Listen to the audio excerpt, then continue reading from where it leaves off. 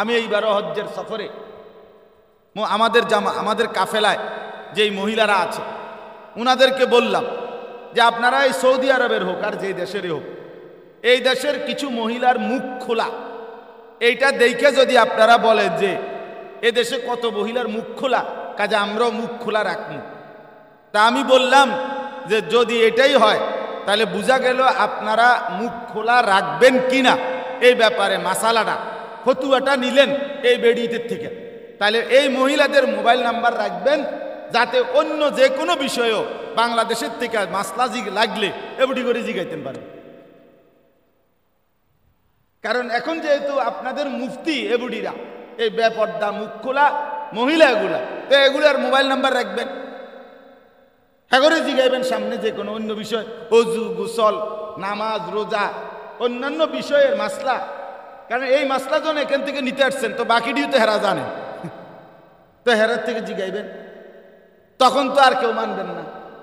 এই জন্য মানুষ হইল যেখান দিয়ে তার সুযোগ দেখে, তার মনের চাহিদার অনুপাতে দেখে, সেইখানে আপনার আগ্রহী হয়। এই জন্য দয়া করে মা বোন আপনাদের কাছে অনুরোধ, মাওলানা রুহুল আমিন যে কথাটা লাস্টে বলল, মুখ খোলা এক নারীর জন্য এই বিষয় নিয়ে কথা বলছে আপনাদের। আমি এইবারও মক্কা শরীফ আল্লাহর ঘরের লাইব্রেরিতে, মসজিদে হারামের লাইব্রেরিতে নিজে কিতাব পড়ছি। সেখানে আরবের মধ্যেও যারা মুত্তাকি আল্লাহওয়ালা আলেম, ওনাদের স্পষ্ট কিতাবে আমি কমপক্ষে 20 পৃষ্ঠা হবে আরবি পড়ছি। সেখানে ওনারা লিখছেন যে আরব দেশেরও যারা দিনদার মুত্তাকি আল্লাহওয়ালা আলেম, তাদের প্রত্যেকেই আপনার মহিলাদের এই অবাধ বোরখা পরার পরও যে মুখ খোলা রাইখা চলে, এইটার অনুমতি ওনারা দেন নাই। কিন্তু শুধুই মাত্র নারী অথবা কিছু আধুনিক মনস্ক মানুষ ইসলামকে মডার্ন করতে গিয়ে, ইসলামাইজেশন করতে গিয়ে, এটারে আধুনিকায়ন করতে গিয়ে ইসলামের মৌলিকত্বের মধ্যে ছাড় দিতে দিতে বেঈমান দুশ্মন কাফের মুশরিক ইসলাম বিরোধী দুশ্মনদের অব্যাহত প্রচারণার কারণে ধীরে ধীরে চেষ্টা করে ইসলামকে আধুনিকতার কাছে নিয়ে আসতে। অথচ উচিত হলো প্রতিটা আধুনিকতাকে ইসলামের কাছে আনা, যেন ইসলাম যেটা বলে সেই আলোকেই আধুনিকতার সব কিছুর ফায়সালা করা হয়। মুসলিম নারীর মূল ওয়াজে হলো পর্দা, এটাই মূল বিষয়।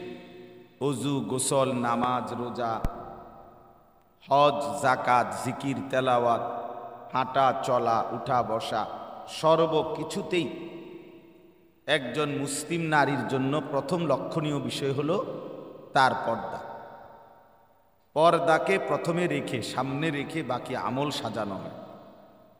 অজু বলেন নামাজ বলেন সব কিছু, অর্থাৎ যেভাবে পর্দার সামান্যতম খলল ত্রুটি কমতি হবে না, এভাবেই শরীয়তের আমল। মনে করেন হজ্জের মধ্যে লাব্বাইকের যে তালবিয়া, এই তালবিয়া হাজি সাহেবরা যদি যত জোরে পড়ে তত বেশি নেকি। জোরে আওয়াজে পড়লে আওয়াজটা দূরে যায়, আর যতটুকু দূরে যায় তার চতুর্দিকের সমস্ত মাখলুকাত ওই হাজি সাহেবের সাথে লাব্বাইক পড়ে এবং মাগফিরাতের দোয়া করে। তাইলে যত দূরে পৌঁছে তত লাভ বেশি। কিন্তু মহিলাদের জন্য জোরে পড়া সম্পূর্ণ নিষেধ, যে না আপনার এত নেকির দরকার না, আপনার পর্দা দরকার। অর্থাৎ মহিলার গলার আওয়াজ এটাও পর পুরুষের কানে পৌঁছতে পারবে না। এজন্য মহিলাদের জন্য তালবিয়া পড়তে হবে আস্তে আস্তে, আওয়াজ ছাড়া। সাফা মারওয়া সাই করতে হয় হজ্জের মধ্যে, অর্থাৎ দুইটা পাহাড় এই পাশ থেকে ওই পারে যাইতে হয়। এটা হজ্জের একটা আমল। এখন মাঝখানে একটা জায়গায় কিছুটা অংশ দৌড়তে হয়। হযরতে হাজেরা আলাইহিস সালাম যেইটুকু জায়গা ওনার সন্তান ইসমাইলের পানির তালাশে দৌড়াইছিলেন, তো ওই জায়গাটা এখনো দৌড়তে হয়, কিন্তু পুরুষরা দৌড়ায়, মহিলাদের জন্য দৌড়ানো নিষেধ। মহিলারা স্বাভাবিক হাইটা যাবে, কেন? তার পর্দার খেলাফ হবে না। দৌড়াইলে এত লাখ লাখ পুরুষের সামনে তার পর্দা নষ্ট হবে, এই জন্য তাকে নিষেধ করা হয়েছে। উদাহরণস্বরূপ বললাম যে এরকম অসংখ্য অগণিত আমল মাসআলা শুধুমাত্র নারীর পর্দার সংরক্ষণের জন্য অনুমতি দেয় নাই, যেন পর্দার ক্ষতি না হয়। মহিলাদের আজান, মানুষের আজানের মধ্যে গলার সুর সুন্দর খোঁজে সবাই, যে যার কণ্ঠটা একটু সুন্দর তারে দিয়ে মুয়াজ্জিনি রাখতে চেষ্টা করে আজান দেওয়াই। তো এই ক্ষেত্রে তো মহিলাদের গলার সুর আওয়াজ বেশি সুন্দর, তো সুন্দরে যদি দরকার হয় তো মহিলারা আজান দিলে না ভালো, কিন্তু এটা তার পর্দার খেলাফ। এই জন্য মহিলার আজান দেওয়ার কোনো কি নাই, অনুমতি নাই। এই রকম মনে করেন সর্বকিছুতেই মহিলাদের জন্য ইসলাম আগে নজর রাখছে তার পর্দা, এরপরে তার সমস্ত বিধান, নামাজ রোজা সব কিছুতেই পর্দা মুকাদ্দম, পর্দা আগে এরপরে বিধান। এই জন্য প্রতিনিয়ত আমি অনেকবার এটা বলছি যে মা বোনরা যদি 100 বছরও বয়ান শুনেন, আপনাদেরকে এটা শুনতেই হবে, প্রতিদিনই শুনতে হবে। পর্দা সম্পর্কিত কথা বলতে বলতে শুনতে শুনতে কলিজার মধ্যে বসবে। এক কথায় একদিনে এক বলাতে হয় না, মানুষের পরিবর্তন কম হয়। ধারাবাহিক বলতে থাকলে, শুনতে থাকলে আল্লাহ তাআলার দয়ায় একদিন কলিজায় বসে যায়। মানুষের দিলের মধ্যে যখন শরীয়তের বিধান পালন করার মানসিকতাটা যখন দিলে আসে, তখন সেটা বাস্তবায়ন হয়। শুধু কানে শুনলেই হয় না, শুধু আওয়াজ শুনলেই হয় না। এই জন্য আলহামদুলিল্লাহ আপনারা যারা কষ্ট করে এসেছেন, মা বোন, আপনাদের কাছে আমার বিনীত অনুরোধ, আপনারা আবারও কষ্ট করে বিষয়টাকে মেনে নিলেই যে আপনাদের পর্দা, আপনাদের ইজ্জত, আপনাদের সতীত্ব, সম্ভ্রম, হায়া, লজ্জা, এটাই আপনাদের জিন্দেগির মূল পুঁজি। নারী মানেই লজ্জাশীল, নারী মানে হায়াওয়ালা, নারী মানে আওরাত, নারী মানে নিজেকে আড়াল রাখে যে, গোপন রাখে যে। রাসূলুল্লাহ সাল্লাল্লাহু আলাইহি ওয়াসাল্লাম বলেন, আল মারআতু আওরাতু, নারী মানে হচ্ছে আওরাত। আওরাত মানে যা ঢেকে রাখা হয়, আড়ালে রাখা হয়। ফাইদা খারাজাত ইস্তাশরাফাহা শাইতান, নবী সাল্লাল্লাহু আলাইহি ওয়াসাল্লাম বলেন, যখনই কোনো নারী আড়াল ছেড়ে দেয়, পর্দা ছেড়ে দেয়, বেপর্দা হয়, শয়তান, সে যত কুৎসিতই হোক, কালোই হোক, শয়তান পুরুষের সামনে তাকে লোভনীয়, আকর্ষণীয় করেই দেখায়। এই জন্য নারী বেপর্দা হলেই শয়তান তাকে তার নিয়ন্ত্রণে নিয়ে নেয়, শয়তান তাকে তার আয়ত্তে নিয়ে নেয়, আর তার মাধ্যমে তখন শয়তান অসংখ্য মানুষকে, অসংখ্য যুবককে, পুরুষকে বিপদগামী করে। ওই যে আপনার যারা জিন সালাম দেয়, তারা একজন মানুষের উপরে জিন আনে, আগে আইনে আবার হেইতেরে দিয়ে কথা কয়, দেখতে মনে হইতেছে যেন এই লোক বলতেছে, আসলে বলতেছে জিনে। তো ঠিক শয়তান বেপর্দা নারীরে দিয়া সোয়ার হয়, এরপরে তাকে দিয়ে হাজার মানুষ নষ্ট, হাজারো যুবক, হাজারো পুরুষকে নষ্ট করে। এই জন্য যখনই কোনো নারী বেপর্দা হয়, তখনই শয়তান তাকে তার দায়িত্বে নিয়ে নেয়, তার হাতে তুলে নেয়। রাসূলুল্লাহ সাল্লাল্লাহু আলাইহি ওয়াসাল্লাম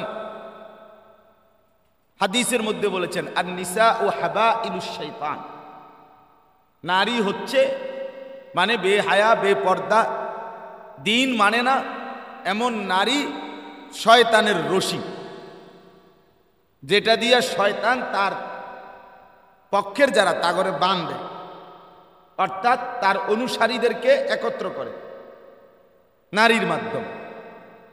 এই যত পার্ক বলেন, রেস্তোরাঁ বলেন, বিনোদন কেন্দ্র বলেন, যত জায়গায়, কক্সবাজার বলেন আর পৃথিবীর যত পর্যটন কেন্দ্র বলেন, এগুলোর কোনোটাই মূল বিষয় না, কোনোটাই মূল সৌন্দর্যের বিষয়, আকর্ষণ ছিল না, এত আহামরি কিচ্ছু ছিল না। যদি নারীর উপস্থিতি সেখানে বন্ধ হয়ে যাইত, তো ওরা আপনার সেখানে লাল বাতি জ্বলতে বেশি দিন লাগবে। এক সপ্তাহের জন্য কক্সবাজারে শুধু বেরিয়ে যাওয়া বন্ধ হয়ে যাক, যে না মহিলা নাই, এরপরে দেখা যাবে আপনার পর্যটক কয়জন। সাগরের ঢেউ কবিরি আমরা বাইতো আছে, অর্থাৎ তখন আর পাওয়া যাবে না। এক সপ্তাহের জন্য বড় মোবাইল থেকে যেই কোনোভাবে নারীর অ্যাড, মানে মহিলার কোনো ছবি আসবে না। এক সপ্তাহ শুধু বড় মোবাইল, টাচ মোবাইলে এটা দেওয়া হোক যে নারীর কোনো ছবি নাই। লক্ষ কোটি কোটি যুবকের হাত থেকে এই বড় মোবাইল এগুলা দিয়া বাঙালি দোকানে আপনার ওজন করে হয়তো কটকুটি খাবে অথবা অন্য কিছু কিনা খাবে, সম্পাপড়ি খাবে। অর্থাৎ এই মোবাইল আর সে ব্যবহার করবে না, কিতাব আমি আর বেরিয়ে নাই, তার মোবাইল দিয়ে করবে। হ্যাঁ, মূল বিষয় হইল নারী। অর্থাৎ এটাই নবীজি বলছেন, নারীর মাধ্যমে নারী শয়তানের রশি। এটা নারীকে অপমান করা না, বরং ওই বেহায়া বেপর্দা বেশরম নারীকে বলা। এটা সমস্ত নারী জাতিকে ছোট করা নয়। আমি অনেক সময় বলি, আপনার ভিতরে অপরাধ যদি থাকে, আমনে রাগ হইলে আমার সমস্যা কি? আর আমনে অপরাধ না হইলে আমনে চেতবেন কেন? কথা বলেন না কেন? আমনে রাগ হইবেন কি লেগা?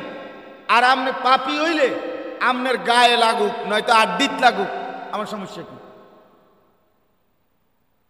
এই জন্য সব সময় দেখবেন কিছু মানুষ অনেক সময় যে ইসলাম নারীকে মর্যাদা যথাযথ দেয় নাই, এই নাস্তিক যারা, মুরতাদ যারা, ইসলামের দুশ্মন, এরা বলে এগুলো। আসলে মূল বিষয় এটা না, এটা হলো তার অসভ্যতার উপরে গায়ে লাগছে, তার নোংরা চরিত্রের উপরে ইসলামের হুকুমটা আঘাত লাগছে। এই কারণে সে এটারে এখন নিজের দোষ না দেখে ইসলামের উপরে চাপায় দিচ্ছে। এই হলো বিষয়টা। এই লাইটটা বন্ধ করে দেন, লাইট। এই কারণে বললাম আমরা প্রত্যেকেই এটা, রাসূলুল্লাহ সাল্লাল্লাহু আলাইহি ওয়াসাল্লাম হাদিসের মধ্যে বলছেন, মা তারাকতু বাদি ফিতনাতান আদাররা আলার রিজাল মিনান নিসা। কোন পুরুষের জন্য আল্লাহ রসুল বলেন, আমি সবচেয়ে বড় যেই মুসিবত, সবচেয়ে বড় ফিতনা, সবচেয়ে বড় বিপদের বিষয় এবং পরীক্ষার বিষয় যা রেখে যাচ্ছি তা হচ্ছে নারী। নারী অর্থাৎ নারীর ফাঁদে যদি আটকায়া যায়, নারীর লোভে যদি আটকায়া যায়, অবৈধ হারাম প্রেম সম্পর্ক, পরকীয়া, স্বামী আছে অথচ অন্য পুরুষের সাথে সম্পর্ক, অথবা স্ত্রী আছে কিন্তু অন্য নারীর সাথে সম্পর্ক, এই অবৈধ পরকীয়া, অবৈধ প্রেম, বিবাহ বহির্ভূত অথবা বিবাহ পূর্ব সম্পর্ক, এই জাতীয় যা কিছু, এটাই হচ্ছে এক পুরুষের জন্য সবচেয়ে বড় মুসিবত, পরীক্ষা।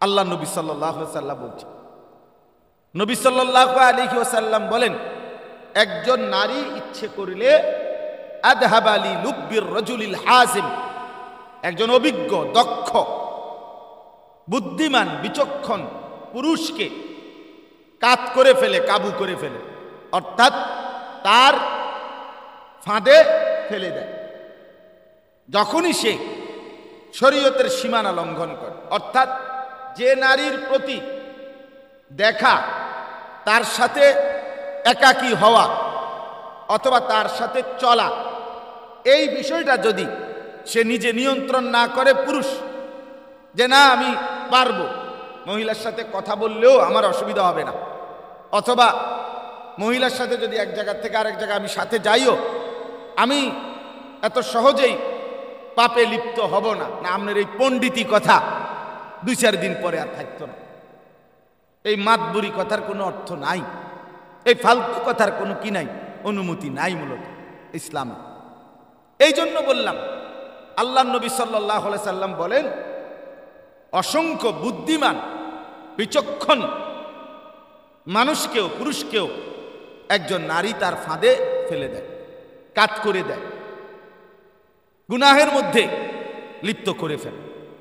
এই জন্য নারীর, পুরুষের ইসলাম যেটুকুর অনুমতি দিয়েছেন, ইসলাম একজন মানুষের যৌন চাহিদা, শাহওয়াত, লজ্জাস্থানের যেই চাহিদা, সেটা পূরণের যৌক্তিক, বাস্তবসম্মত এবং যৌক্তিক সমাধান ইসলাম পেশ করছে। বিবাহের পবিত্র বন্ধন ইসলাম অনুমতি দিছে এবং তার দ্বারা তার জৈবিক চাহিদা পূরণের হালাল বন্দোবস্ত ইসলাম করেছে।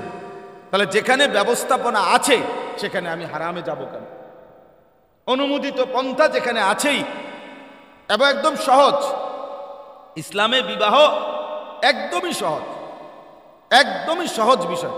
শুধুমাত্র আমাদের সমাজের কুপ্রথা, মানুষের অসভ্যতা এবং দিন বিমুখতা, এই সমাজের দিন দিন অন্যদের থেকে দেখা বিভিন্ন রসম রেওয়াজ, কুপ্রথা এটার মধ্যে ঢুকাইয়া এখন বাবা, ছেলের বাপ বিয়ের স্বপ্ন দেখে মানেই হলো ছেলে বিয়ে করাবে মানে অনেকগুলো যৌতুকের টাকা পয়সা অথবা কিছু ফার্নিচার আসবাবপত্র পাবে, এই হিসাবে বাবার স্বপ্ন। আর মেয়ে বাপ বিয়ে দিবে, তার মানে তার পেরেশান যে এই মেয়ে বিয়ে দেওয়া মানে আমার জীবনের বড় মুসিবত, কত লাখ টাকা শেষ পর্যন্ত সোয়ে আল্লাহ কইটার। এই তাইলে এটাকে কঠিন বানায় ফেলছে, অর্থাৎ বিবাহটাকে কঠিন বানায় ফেলছে। আর জিনা, ব্যভিচার, অবাধ যৌনতা এটা সহজ করে দিছে, এটা সহজ করে দিছে। ছেলে মেয়ের অবাধ স্বাধীনতা, যা ইচ্ছা তাই, এটা সহজ। কিন্তু যেটা হালাল, যেটা পবিত্র, যেটা ইবাদত, সেটা কঠিন হয়ে গেছে। বিবাহ ইবাদত, বিবাহ শুধু জৈবিক চাহিদা পূরণ নয়, বিবাহ একটি ইবাদত। বিবাহ আল্লাহর হুকুম, বিবাহ রাসূলুল্লাহ সাল্লাল্লাহু আলাইহি সাল্লামের সুন্নাত। রাসূলুল্লাহ সাল্লাল্লাহু আলাইহি সাল্লাম বলেন, স্বামী স্ত্রীর মিলন সরাসরি আল্লাহর রাস্তায় সাদাকা করার সওয়াব। এক সাহাবী জিজ্ঞেস করছে, ইয়া রাসূলুল্লাহ, একজন পুরুষ তার জৈবিক চাহিদা পূরণ করবে, এত সওয়াব? নবী সাল্লাল্লাহু আলাইহি সাল্লাম বলেন, এই চাহিদাটা সে যদি কোনো ভিন নারী, যে তার জন্য অনুমতি নাই, তার সাথে পূরণ করত, তাহলে কি গুনাহ হতো? সাহাবী বললেন, অবশ্যই গুনাহ হবে। জিনা ব্যভিচার করলে গুনাহ হবে না? তো নবীজি বললেন, যদি ভিন অনুমতি নাই এমন নারীর সাথে যদি এই কাজটা করে, তাইলে যদি গুনাহ হয়, তাহলে হালাল এবং বৈধ স্ত্রীর সাথে এই মিলন হলে নেকি হবে না কেন? সওয়াব হবে না কেন?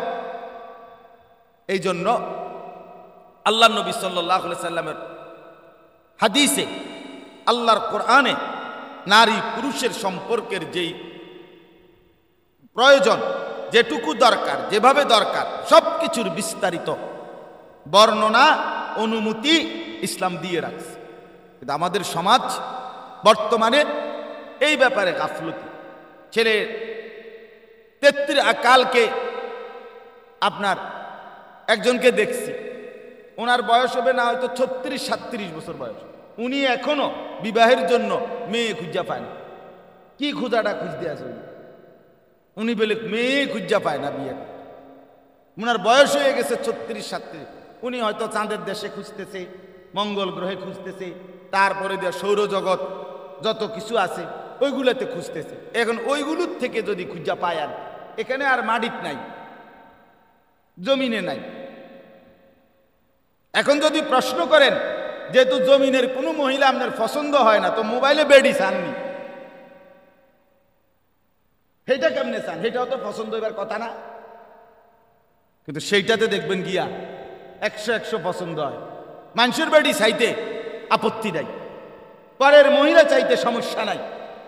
তো বিবাহের জন্য ওনার পছন্দ সেই উনি কি পায় না? পাত্রী পায়। এটা কত কথা হইল? এই জন্য বললাম আসল কথা হলো ইসলামের অনুমোদিত এই বিষয়টি একদম সহজ, একদমই সহজ। যাই হোক, আমি মাওলানার এই কথার কারণে এই কথাটা বাড়াইলাম। আবারও বললাম যে মা বোনদের কাছে আপনার ইজ্জত, আপনার সতীত্ব, আপনার পর্দা, আপনার সম্ভ্রম, আপনার হায়া লজ্জা, খোদার কসম এটাই আপনার মূল পুঁজি, এটাই আপনার মূল সম্পদ। যে নারী পর্দা করে না, যে নারী নিজের ইজ্জত সম্ভ্রমের কদর করে না, এটা একটা ফালতু মহিলা। এক কথায় এটা ফালতু, এটা একটা বাজে মহিলা, ফালতু মহিলা, একদম প্লাস্টিক মহিলা, কোনো কামের না। এ শুধু সমাজ নষ্টই করে, এ শুধু হাজারো মানুষের চরিত্র, আখলাক, জিন্দিগি নষ্টই করে। এ নিজের বরবাদও করে, মানুষের বরবাদও করে। আল্লাহ তাআলা আমাদের মা বোনদেরকে মুসলিম নারী হিসাবে শতভাগ পর্দানসীন হওয়ার তৌফিক দান করে। আমি এইবারও হজ্জের সফরে আমাদের কাফেলায় যেই মহিলারা আছে উনাদেরকে বললাম যে আপনারা এই সৌদি আরবের হোক আর যে দেশেরই হোক, এই দেশের কিছু মহিলার মুখ খোলা, এইটা দেখে যদি আপনারা বলেন যে এ দেশে কত মহিলার মুখ খোলা, কাজে আমরাও মুখ খোলা রাখবো, তা আমি বললাম যে যদি এটাই হয় তাহলে বোঝা গেল আপনারা মুখ খোলা রাখবেন কিনা এই ব্যাপারে মাসালাটা, ফতুয়াটা নিলেন এই বেডিদের থেকে। তাহলে এই মহিলাদের মোবাইল নাম্বার রাখবেন, যাতে অন্য যে কোনো বিষয়েও বাংলাদেশের থেকে মাসলা লাগলে এবডি করে জিগাইতেন পারেন। কারণ এখন যেহেতু আপনাদের মুফতি এবুডিরা এই বেপর্দা মুখ খোলা মহিলা এগুলা, তো এগুলার মোবাইল নাম্বার রাখবেন, এগরে জিগাইবেন সামনে যে কোনো অন্য বিষয়, অজু, গোসল, নামাজ, রোজা, অন্যান্য বিষয়ের মাসলা। কারণ এই মাসলা যখন এখান থেকে নিতে আসছেন তো বাকিটিও তো হেরা জানেন, তো হেরার থেকে জিগাইবেন, তখন তো আর কেউ মানবেন না। এই জন্য মানুষ হইল যেখান দিয়ে তার সুযোগ দেখে, তার মনের চাহিদার অনুপাতে দেখে, সেইখানে আপনার আগ্রহী আগ্রহী আগ্রহী হয়। এই জন্য দয়া করে মা বোন আপনাদের কাছে অনুরোধ, মাওলানা রুহুল আমিন যে কথাটা লাস্টে বলল, মুখ খোলা এক নারীর জন্য এই বিষয় নিয়ে কথা বলছে আপনাদের। আমি এইবারও মক্কা শরীফ আল্লাহর ঘরের লাইব্রেরিতে, মসজিদে হারামের লাইব্রেরিতে নিজে কিতাব পড়ছি। সেখানে আরবের মধ্যেও যারা মুত্তাকি আল্লাহওয়ালা আলেম, ওনাদের স্পষ্ট কিতাবে আমি কমপক্ষে 20 পৃষ্ঠা হবে আরবি পড়ছি। সেখানে ওনারা লিখছেন যে আরব দেশেরও যারা দিনদার মুত্তাকি আল্লাহওয়ালা আলেম, তাদের প্রত্যেকেই আপনার মহিলাদের এই অবাধ বোরকা পরার পরও যে মুখ খোলা রাইখা চলে, এইটার অনুমতি ওনারা দেন নাই, ওনারা দেন নাই। কিন্তু শুধুই মাত্র নারী অথবা কিছু আধুনিক মনস্ক মানুষ ইসলামকে মডার্ন করতে গিয়ে, ইসলামাইজেশন করতে গিয়ে, এটারে আধুনিকায়ন করতে গিয়ে ইসলামের মৌলিকত্বের মধ্যে ছাড় দিতে দিতে বেঈমান, দুশ্মন, কাফের, মুশরিক, ইসলাম বিরোধী দুশ্মনদের অব্যাহত প্রচারণার কারণে ধীরে ধীরে চেষ্টা করে ইসলামকে আধুনিকতার কাছে নিয়ে আসতে। অথচ উচিত হলো প্রতিটা আধুনিকতাকে ইসলামের কাছে আনা, যেন ইসলাম যেটা বলে সেই আলোকেই আধুনিকতার সব কিছুর ফায়সালা করা হয়। আপনি যদি ইসলাম বলছে বসে পেশাব করতে পুরুষকে, এখন আধুনিকতা হাই কমোড বানায় দিছে পুরুষের জন্য পেশাব করার, আপনি যদি উচিত কি উচিত বুঝি আপনি বসে পেশাব করার হুকুমটাকে আস্তে আস্তে এটারে আটটু ডিজাইন করা বিভিন্ন রকমের ফন্দি বের করে আপনি দাঁড়ানোর জায়গার মধ্যে নেওয়া, এটা নিয়ে কথা ছিল। কথা তো ছিল ওইটাকে রদ করা ইসলামের হুকুমের দাম। কিন্তু আজকে কিছু মানুষের মানসিকতা এটা দিন দিন চেষ্টা চলতেছে। কতমুখী যে ষড়যন্ত্র, কয়জনের জবাব দিবে, কয়জনের বুঝাবে, কারে বলবে, সবাই পণ্ডিত। আপনার কালকে আমার একজনে বলতেছে যে কোনো মহিলা হজ্জে যাওয়ার জন্য হুজুর, তার সাথে তার মাহরাম স্বামী বা ভাই পুরুষ যাদের সাথে দেখা দেওয়ার অনুমতি আছে, ইসলামের নিয়ম হলো এরকম কেউ লাগবে, মাহরাম লাগবে, নাহলে হজে যাওয়া যাবে না, সফর করা যাবে না। উনি বলতেছে যে সৌদি সরকার অনুমতি দিছে, কোনো অসুবিধা নাই, মহিলা নিজে যাইতে পারবে। কালকে আমার বলতেছে, তাই বললাম যে সৌদি সরকার 2033 সালে ফুটবল বিশ্বকাপের স্পন্সর পাইছে, আমনে এখানেও একটা দল দেওয়া যায় কিনা ফুটবলের জন্য বাংলাদেশে, এটা একটু চেষ্টা করেন, যেহেতু এটা আপনার দ্বারা ভাল লাগছে। হ্যাঁ, আর সৌদি সরকার এইবার দেখছি হজ্জে ইমিগ্রেশনের মধ্যে জিদ্দাতে সমস্ত অফিসার সব মহিলা, ওরাই ইমিগ্রেশন করাইছে, পাসপোর্টে সব কিছু সিল সাপ করে দিছে, সব কিছুতে ব্যাপকভাবে মহিলা কাজে লাগাই দিছে। তাইলে এখন এইটা যদি আপনার কাছে মনে হয় যে সে যা বলছে এটাই শরীয়ত, তাইলে আপনি আর আমগরি জিগানের দরকার কি? যখন যা দরকার ওইটা ওনার এই প্রিন্সকে জিগাইলেই ভালো। এই জন্য দয়া করে মা বোনদের কাছে অনুরোধ, মা ফাঁক ফুক খুঁজার দরকার নাই। দুনিয়ার একটা কথা মনে রাখতে হবে, মুত্তাকি আল্লাহওয়ালা দিনদার ওলামায়ে কেরাম 1450 বছর ধরে ইসলামের যে হুকুম আহকাম মৌলিক তা বলে যাচ্ছে, যা বলতেছে এটাই সঠিক, এটাই যৌক্তিক, এটাই আখিরাতের উপকারী। আল্লাহ আমাদেরকে তৌফিক দান করেন বুঝার। কোরআনুল কারীমের 10 নম্বর পারা 9 নম্বর সূরা, সূরায়ে তাওবা, এই সূরার 36 নম্বর আয়াত আমি মূলত তেলাওয়াত করেছি। আর অল্প একটু সময় এই আয়াতকে সামনে রেখে আর কয়েকটি কথা আমি আপনাদের সামনে বলতে চাই। এই আয়াতটা পড়ার অর্থ হইল, উদ্দেশ্য হইল, এই মুহররম মাস এখন ইসলামী একটি নতুন বছর 1446 হিজরি, একটি নতুন ইসলামী বছর শুরু হয়েছে এবং এই নতুন ইসলামী বছরটি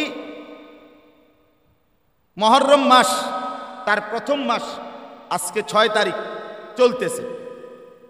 আগামী মঙ্গল বুধবার, অর্থাৎ বুধবার হলো আশুরা 10ই মুহররম, আর মঙ্গলবার হলো 9ই মুহররম। তো আপনাদের কাছে এই সম্পর্কে সামান্য 2-4টা কথা বলতে চাই। 1 নম্বর কথা হলো, আমরা যেই ইংরেজি মাস গণি, জানুয়ারি, ফেব্রুয়ারি, মার্চ, এপ্রিল, মে, জুন, এগুলো হলো সৌর সন, অর্থাৎ সূর্যের হিসাবে এগুলোর হলো হিসাব। আর আমাদের যে আরবি মাস, ইসলামী মাস, মুহররম, সফর, রবিউল আউয়াল, রবিউল সানি, এগুলো মানে রমজান, শাওয়াল, রজব, শাবান, জিলকদ, জিলহজ, এই আরবি ইসলামী যেই মাসগুলো, এগুলো হলো চাঁদের হিসাবে, চাঁদের উঠা এবং চাঁদের ডুবা, এই হিসাবে মাস।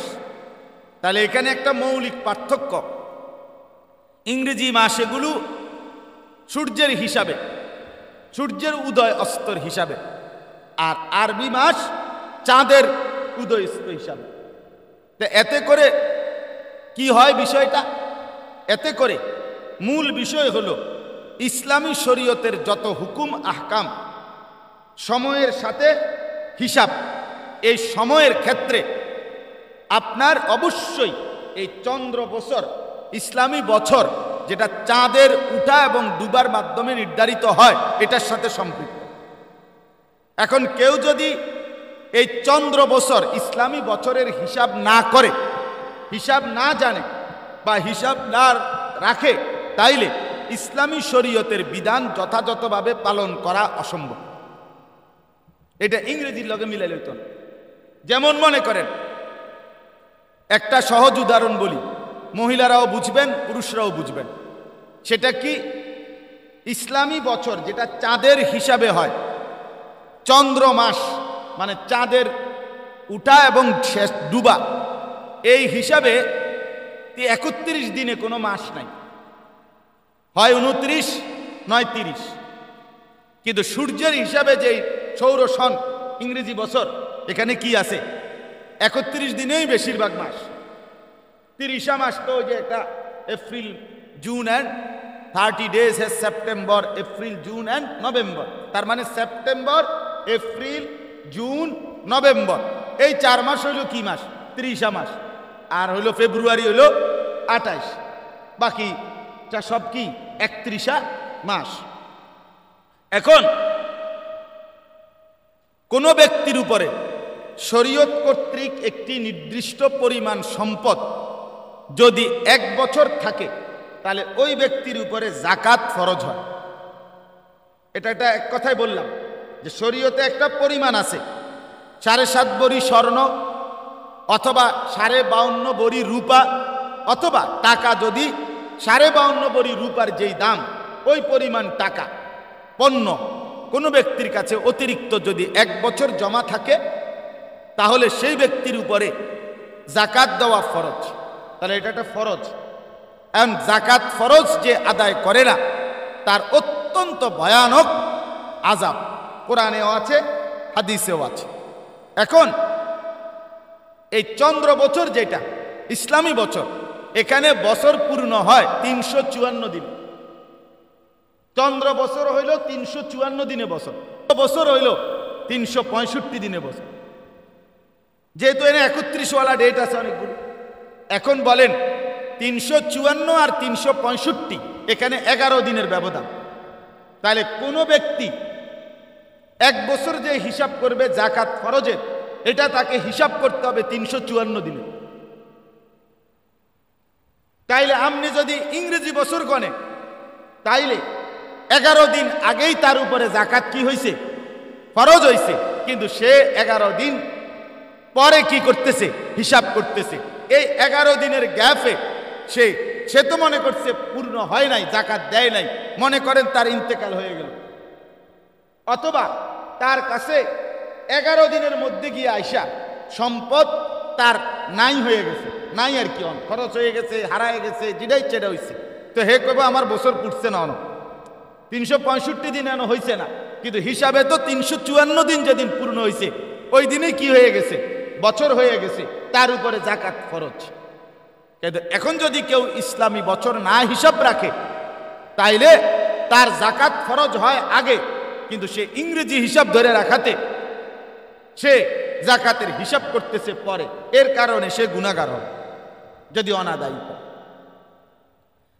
আচ্ছা, আর একটা উদাহরণ, কোনো বাচ্চা, মনে করেন কোনো ছেলে, তার সাবালক প্রাপ্ত বয়স্ক হয়, চূড়ান্ত শেষ টাইম হলো 15 বছর।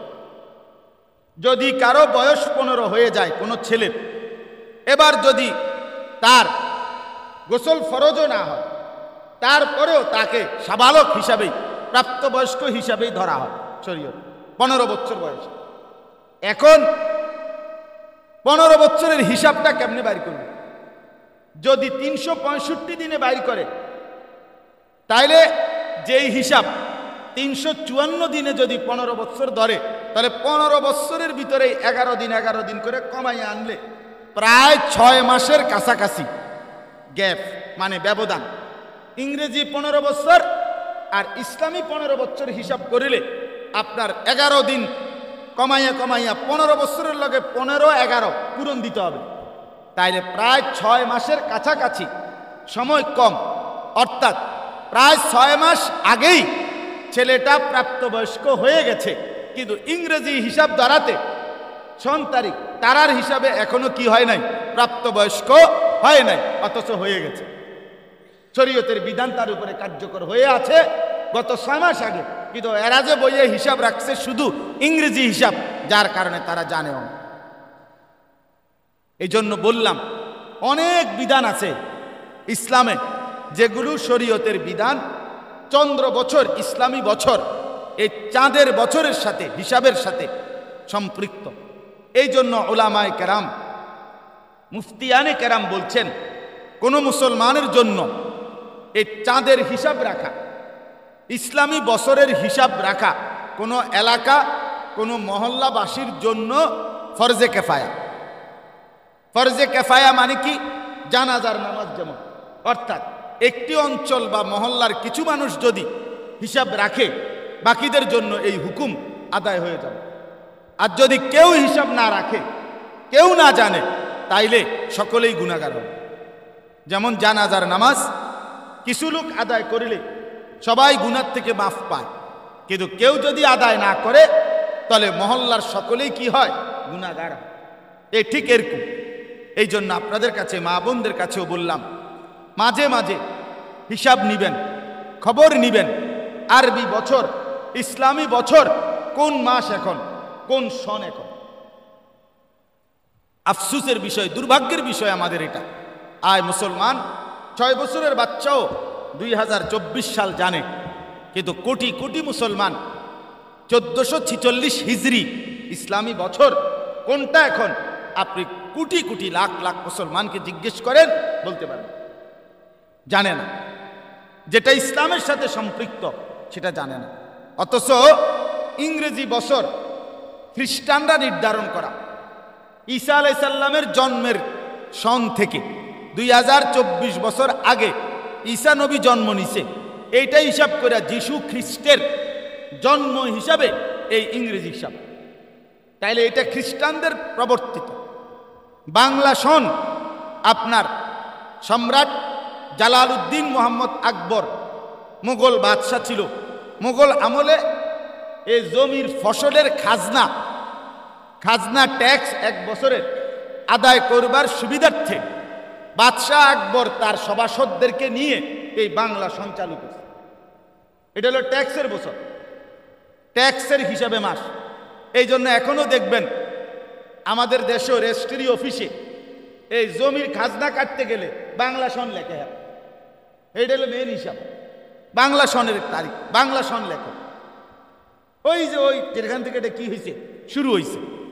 তাইলে বাংলা সন এটার সাথে জমির খাজনা, ইংরেজি সন এটার সাথে খ্রিস্টানদের বিশ্বাস। কিন্তু ওলামায়ে কেরামের কথা হইল, ইংরেজি বছর, বাংলা বছর হিসাব রাখা, জানা, বলা হারাম না।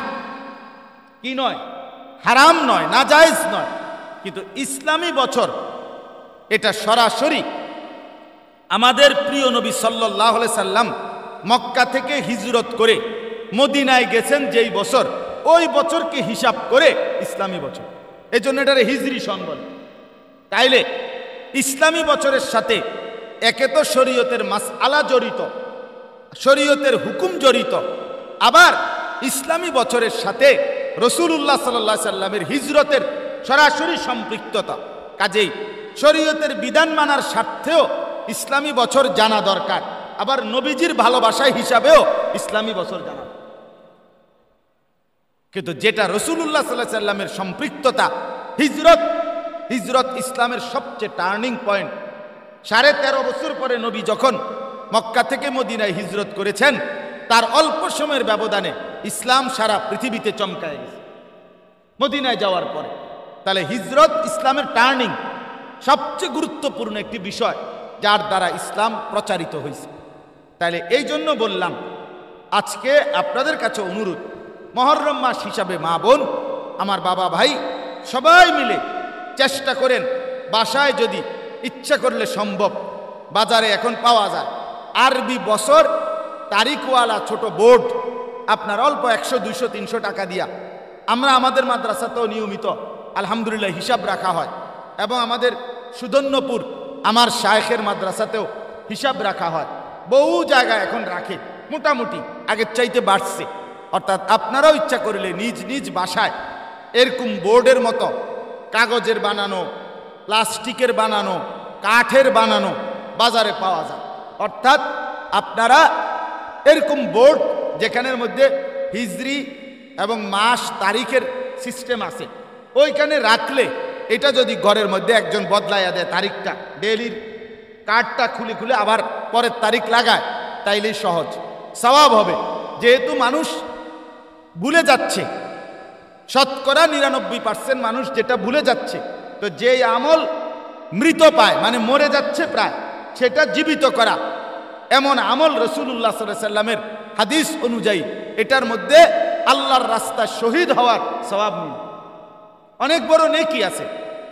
অতএব ইচ্ছা করলে, ফিকির করলে এরকম একটি আমল যেটা ছুটে যাচ্ছে মানুষ থেকে, মুসলমান থেকে, আপনি দেখবেন ছেলের জন্ম তারিখ, মেয়ের জন্ম তারিখ, বাবার মৃত্যু তারিখ ঘরের মধ্যে টাঙ্গাইয়ে রাখছে, কাগজ বাঁধাই করা, কিন্তু ইংরেজি তারিখ, আরবি তারিখের খবরও নেই, জানেও না, আরবি হিসাব জানেও না। তাহলে এই জন্য দয়া করে আমরা প্রত্যেকে চেষ্টা করি, কারণ এটার সাথে ইসলামের সম্পর্ক, রাসূলুল্লাহ সাল্লাল্লাহু আলাইহি সাল্লামের সাথে সম্পর্ক। আরবি বছর, ইসলামী বছর আমাদের শরীয়তের অসংখ্য আমলের জন্য জরুরি। এবার আসেন, ইসলামী বছর হোক, বাংলা বছর হোক আর ইংরেজি বছর হোক, মাস হইল 12টা। কয়টা মাস? 12 মাস। আল্লাহ তাআলা বলেন এই যে 12 মাস, 12 মাসে বছর, এটা আল্লাহ তাআলা আসমান জমিন সৃষ্টি করার আগে যখন সমস্ত কিছুর তকদির লৌহে মাহফুজের মধ্যে লেখাইছেন, তখন থেকেই আল্লাহর সিদ্ধান্ত ছিল, আল্লাহর ফয়সালা এই পৃথিবীর পরিচালনার জন্য মাস হবে 12টি। এই জন্য এই 12 মাসে বছর, এই সিদ্ধান্ত জাতিসংঘের না, আমেরিকার প্রেসিডেন্টের না, এটা আল্লাহ। এই জন্য 12 মাসে বছর এটা আল্লাহ তাআলার নির্ধারণ। এই কথাটা এখানে আল্লাহ বলছে, ইন্না ইদ্দাতাশ শুহুরে ইনদাল্লাহ, নিশ্চয়ই মাস সমূহের গণনা আল্লাহর নিকট, ইসনা আশারা শাহরান, 12 মাস। এই জন্য 12 মাসে বছর এটা আমরা পাইলাম কোত্থেকে? আল্লাহ তাআলার নির্ধারণ, আল্লাহর নির্ধারণ, আল্লাহই নির্ধারণ করেছেন এটা 12 মাস। এই জন্য যতভাবে বছর বানায়, বাংলায় বানাক আর ইংরেজি বানাক, মাস কয়টা? 12। 12 মাসে কম বেশ করতে পারবে না, এটা বাড়ানো কমানো যাবে না, হবে না। তাই না, সময়কে বাড়ানো কমানো মন মতো করলে মুসিবত। আমরা দেশে একবার 1 ঘন্টারে আগ পিস করে চাইছে, মুশকিলের আর শেষ নাই। আমার মনে আছে এই বছর, আয় হায় হায় কি পরিমাণ ঝামেলা গেছে। 1 ঘন্টারে লাইরে লাইছিল একবার। পরে কি হইছে, ওই বেটার মাছের মতো হইছে।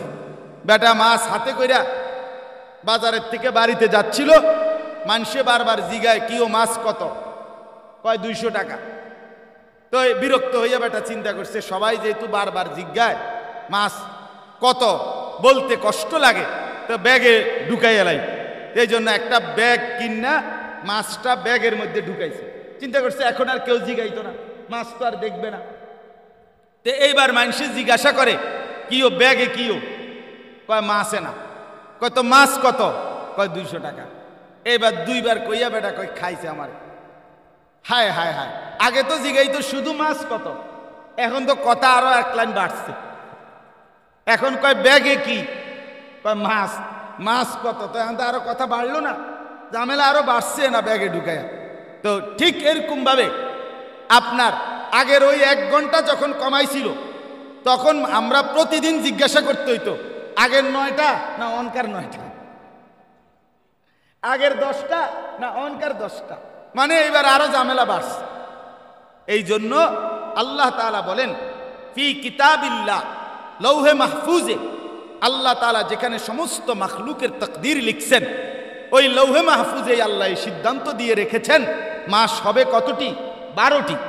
ইয়াউমা খালাকাস সামাওয়াতি ওয়াল আরদ, আল্লাহ তাআলা বলেন আসমান জমিন সৃষ্টির দিন থেকে এই 12 মাস কার্যকর, অর্থাৎ 12 মাসে বছর এটা কার্যকর হয়েছে, চালু করে দিয়েছে আল্লাহ তাআলা যেদিন আসমান জমিন সৃষ্টি করে এই পৃথিবীর সময় শুরু হয়েছে সেদিন থেকে। এবার আল্লাহ বলেন মিনহা আরবাআতুন হুরুম, এই 12টি মাসের মধ্যে আল্লাহর নিকটে 4টি মাস হচ্ছে সবচেয়ে সম্মানিত। এই 4টা মাসের একটা হলো মুহররম, জিলকদ, জিলহজ, মুহররম আর হলো রজব, আরেকটা মাস আছে। তাহলে এই মুহররম মাস আল্লাহ তাআলার পক্ষ থেকে নির্ধারিত সম্মানিত মাসসমূহের একটি বিশেষ মাস। এই জন্য হাদিসে আছে, নবী সাল্লাল্লাহু আলাইহি সাল্লাম বলেন, আফদালুস সিয়ামে বাদা রমাদান, রমজান মাসের পরে, রমজানের ফরজ রোজা আদায়ের পর বাকি 11 মাসের মধ্যে সবচেয়ে শ্রেষ্ঠ নফল রোজা হলো শাহরুল্লাহিল মুহাররম, আল্লাহর মাস মুহররম মাসের রোজা। এই জন্য এখানে দুই কথা, এক, এই মাসে নফল রোজা রাখার খুব সওয়াব, আর দ্বিতীয় হলো এই মাস মুহররমকে নবীজি বলছে এটা সরাসরি শাহরুল্লাহ, আল্লাহর মাস। এতেও আল্লাহর মাস বলাতে এই মাসের সম্মান মর্যাদা অনেক বেড়ে গেছে, অনেক বেড়ে গেছে। আচ্ছা, এবার আল্লাহ বলেন যালিকা দ্বীনুল কাইয়্যিম, এই কথাটা বললাম, মাস হবে 12টি, 4টি মাস সম্মানী। আল্লাহ বলেন এই ফায়সালা এটা অকাট্য বিধান, এটা আর নড়বে চড়বে না, একেবারে ইসরাফিলের ফু পর্যন্ত এটা আর কেউ নাড়াইতে পারবে না।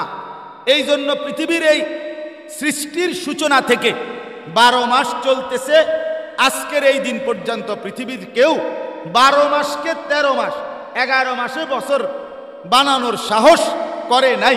আল্লাহ বলছে এটা অকাট্য বিধান। তাহলে আমি একটা জিনিস এটার থেকে বুঝছি যে এই কথাই প্রমাণ করে যে আল্লাহর কোরআন এটাই একমাত্র সত্য কিতাব, কারণ এটাই বলছে মাস 12টি, আজও পৃথিবীতে আছে 12টি। যে কোরআন যে সত্য এটার এটা একটা প্রমাণ। আরো প্রমাণ তো আছে, এটা একটা কি দলিল, কোরআনই সত্য। কারণ কোরআনের এই বক্তব্য ঠিক যেমন আল্লাহ বলছে এমনই এখনো পৃথিবীতে কি আছে, আছে। পৃথিবীর বহু গবেষণা, বহু থিওরি, বহু মানুষের বানানো বহু কিছু কথা সদরবদর হয়ে গেছে, উলট পালট হয়ে গেছে, অসংখ্য অসংখ্য। কোন মানুষের জন্য বিজ্ঞান, মানুষ তো বুঝে না, মনে করে অনেক কিছু না, বিজ্ঞানের চূড়ান্ত কোনো থিওরি নাই, বিজ্ঞান তার চূড়ান্ত কোনো সিদ্ধান্ত বিজ্ঞানের নাই। বিজ্ঞানের একটাই চূড়ান্ত সিদ্ধান্ত যে এখানে কোনো সিদ্ধান্তই চূড়ান্ত নয়, এটাই চূড়ান্ত সিদ্ধান্ত। এখানে কোনো সিদ্ধান্তই কি নয়, চূড়ান্ত নয়, এটাই চূড়ান্ত সিদ্ধান্ত। বিজ্ঞান প্রতিনিয়ত গবেষণা করে, তার মানে সে নতুন করে আরো আগায় আগায়। 4G 5G হয়, 5G 6G হয়, আরো বাড়বে, গতি আরো বাড়বে, গতি আরো বাড়বে, বাড়তে বাড়তে একসময় হাসরের মাঠে সর্বোচ্চ গতি দেখবে হাসরের মাঠে। হ্যাঁ, আমার কাছে একজন ভদ্রলোক একবার বলছিলেন যে হুজুর, কিয়ামতের আগ মুহূর্তে হাসরের ময়দানে আল্লাহ তাআলা এই কোটি কোটি হাজার হাজার বছরের পৃথিবীর সব কিছু প্রতি সেকেন্ড, প্রতিটা মুহূর্ত আল্লাহ তাআলা হাসরের ময়দানে দেখাবে। তাহলে এটা সর্বাধুনিক প্রযুক্তি হবে। তার আগ পর্যন্ত অত্যাধুনিকতার যেটুকু, এইটুকু আপনার পৃথিবীতে আল্লাহ তাআলা দেখাবে। অর্থাৎ বিষয়টা এমন না যে গরুর গাড়ির থেকে ডাইরেক্ট এরোপ্লেন, কথা বোঝেন নাই, গরুর গাড়ির থেকে কি ডাইরেক্ট কি হয়ে গেছে, এরোপ্লেন হয়েছে, না না, ধীরে ধীরে ধীরে ধীরে বাহন আধুনিক হইতে হইতে হইতে হইতে হইতে প্রতিনিয়ত আধুনিক হচ্ছে। ঠিক পৃথিবীর আধুনিকতাও বাড়তে বাড়তে বাড়তে ওই জায়গায় গিয়ে দাঁড়াবে যখন কিয়ামতের পূর্বে, এরপরেই হাসরের মাঠে দেখবে সর্বাধুনিক প্রযুক্তি, শেষ প্রযুক্তি দেখবে। আধুনিকতার শেষটা দেখবে কোথায়? হাসরের মাঠে।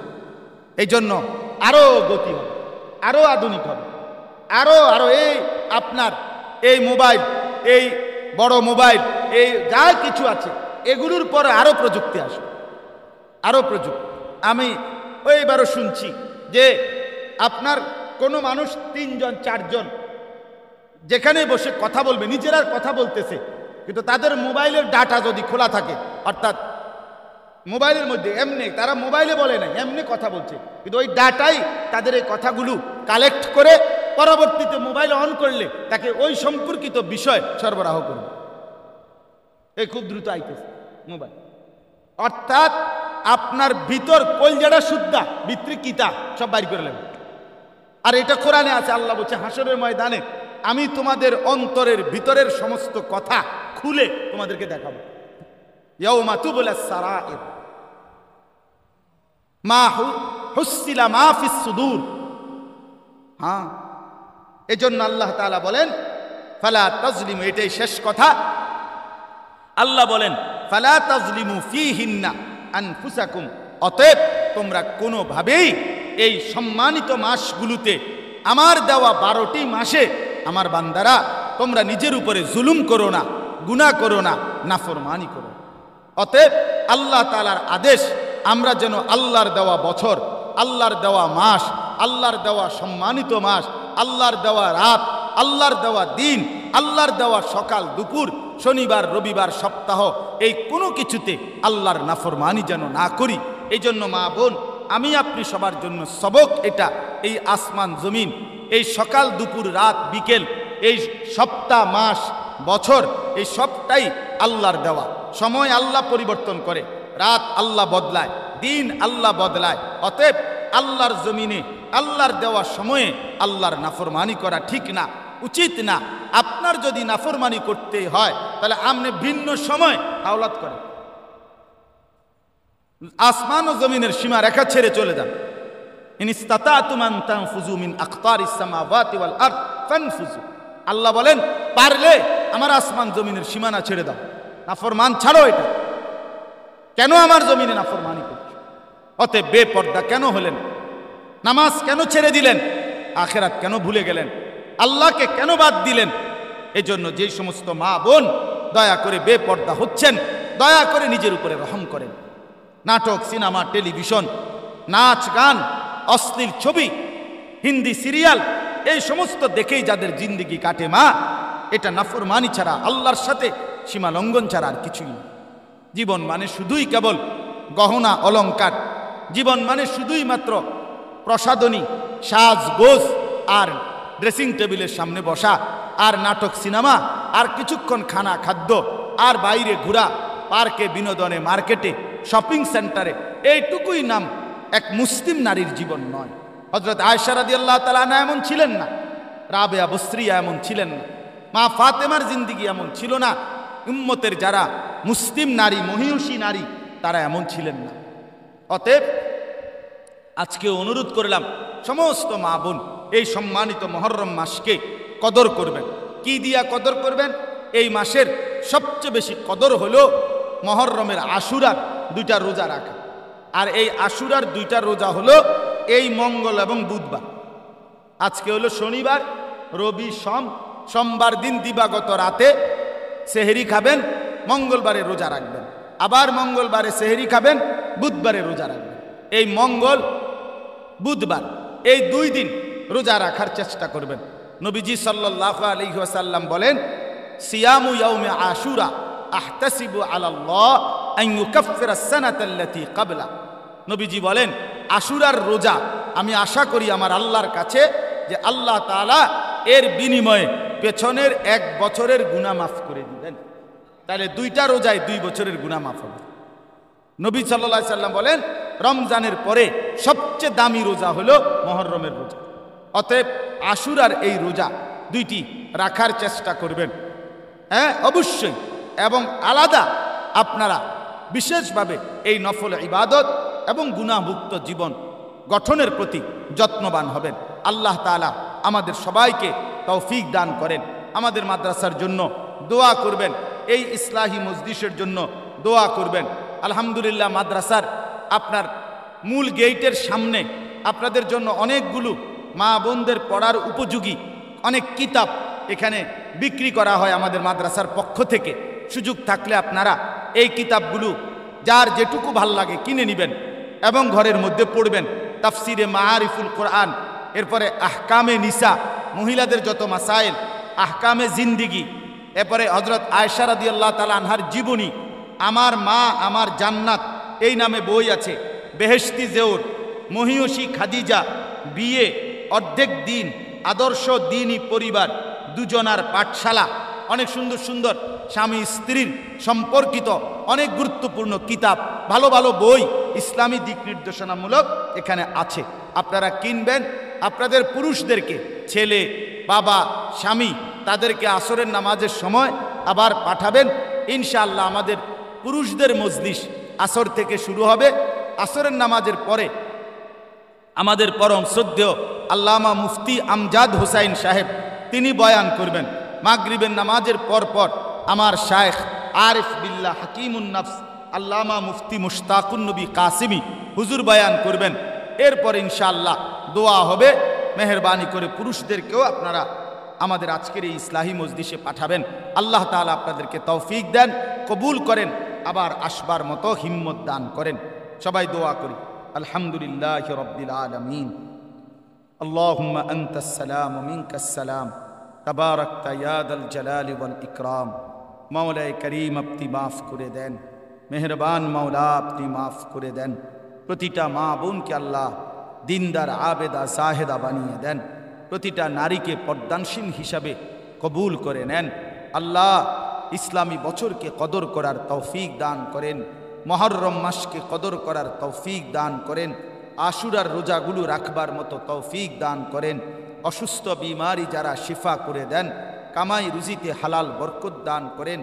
আল্লাহ মা বোন যারা এসেছেন প্রত্যেককে মা খাদিজা, মা ফাতেমা, আয়েশার মতো দিনদার নারী হিসাবে কবুল করে নেন। পর্দানশীল নারীর উপমা হিসাবে কবুল করে নেন। আল্লাহ আমাদের ইসলাহি মজলিস আপনি কবুল করে নেন। বারবার ইন্তেজাম করার, আয়োজন করার তৌফিক দান করেন। পুরুষদের মজলিসও আপনি কবুল করে নেন।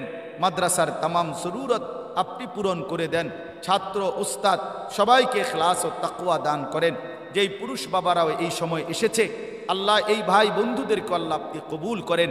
রব্বির হামহুমা কামা রব্বায়ানি সগীরা। সুবহানা রব্বিকা রব্বিল ইজ্জাতি আম্মা ইয়াসিফুন ওয়া সালামুন আলাল মুরসালিন ওয়ালহামদুলিল্লাহি রাব্বিল আলামিন।